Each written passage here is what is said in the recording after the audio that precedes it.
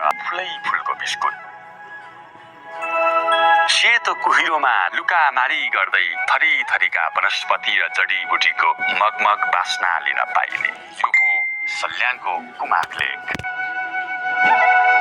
जिल्ला सदरमुकाम खलङ्गाबाट करिब 8 घण्टा पैदल हिँडेपछि यहाँ पुगिन्छ। जिल्लाको प्रसिद्ध धार्मिक तथा पर्यटकीय स्थलका रूपमा परिचित कुमाक जिल्लाकै दोस्रो अग्लो लेक पनि हो। सिद्ध कुमाक गाउँपालिका र कुमाक गाउँपालिकाको शिरमा अवस्थित यो लेकले हर बखत आफ्नो सुन्दरताको मायावी जादुको छडी चलाइरहे झै लाग्छ। कुमाक टाकुरामा जाँदैछौँ, एकदमै रमाइलो ठाउँ रहेछ है। म त फर्स्ट टाइम आएँ, धेरै नै रमाइलो भयो। यहाँ रङ्गी चङ्गी फुलहरू, चराहरू होइन, मान्छेको भिडभाड आवत जावत धेरै रमाइलो रहेछ, धेरै राम्रो लाग्यो।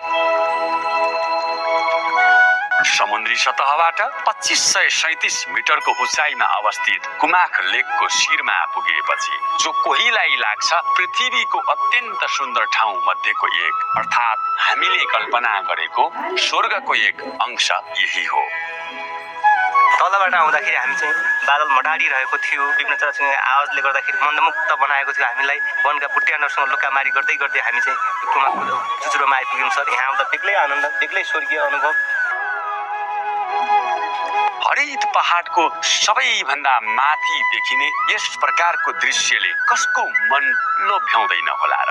यहाँबाट नियालेर हेर्यो भने देशकै मध्य तथा सुदूरका विभिन्न जिल्लाहरूको भूगोलसँगै भारतको रूपैडियाको छेउछाउसम्म पनि देख्न सकिन्छ।